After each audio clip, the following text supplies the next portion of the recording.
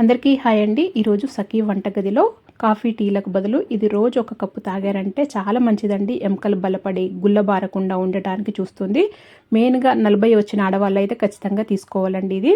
అలాగే బాలింతలు కూడా తీసుకోవచ్చు, చాలా మంచిది బాలింతలకైనా. కానీ ఎముకలు బలపడటానికి, విరిగిన ఎముకలు కూడా తొందరగా బలపడి అతుక్కోవటానికి కూడా చాలా బాగా పనిచేస్తుంది ఇది ఒకసారి ఖచ్చితంగా ట్రై చేయండి.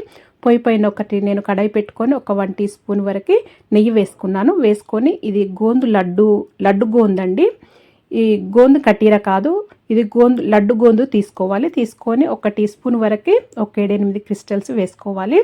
వేసుకొని ఇలా మంచిగా వేయించుకోవాలి. మన పాప్కార్న్ లాగా అయ్యే వరకు వేయించుకోవాలి. గట్టిగా ఉంటుంది కదా, ఇలా పాప్కార్న్ లాగా లైట్ వెయిట్గా అయ్యే వరకు వేయించుకోవాలి. వేయించుకున్న తర్వాత దీంట్లో నీళ్లు వేసుకోవాలండి. మీరు ఎంతమందికి చేస్తున్నారో అంతమందికి చూసుకొని చేసుకోవచ్చు. నేనైతే 1 కప్పు వరకే చేస్తున్నాను కాబట్టి 1.5 కప్పు నీళ్లు వేసాను. నీళ్లు వేసుకొని దీంట్లో మంచిగా మరిగించుకోవాలి.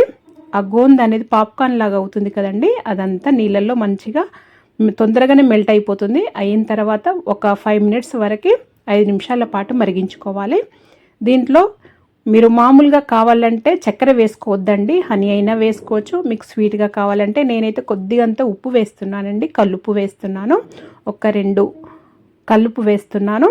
ఈ కల్లుప్పు కూడా వద్దు అనుకుంటే స్కిప్ చేసేయచ్చు. జస్ట్ ఇలాగే ప్లెయిన్గా అయినా కానీ తాగేసేయచ్చండి. నేను కొద్దిగా ఎప్పుడు ఇలా కల్లుప్పు వేసుకొని తీసుకుంటాను.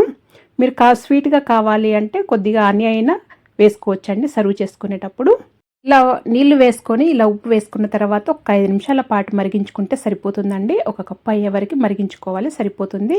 ఇంకేం అవసరం లేదు. ఇలా తొందరగానే చేసేసుకొని తాగేసేయచ్చు. మీరు కావాలంటే మీరు ఆ గోందును ఒకేసారి ఎక్కువగా అలా ఫ్రై చేసుకొని పక్కన పెట్టుకోవచ్చండి. పెట్టుకొని రోజు కొద్దిగా నీళ్ళల్లో ఇలా బాయిల్ చేసుకొని తాగొచ్చండి. అలా అయితే తొందరగా ఈజీగా అయిపోతుంది.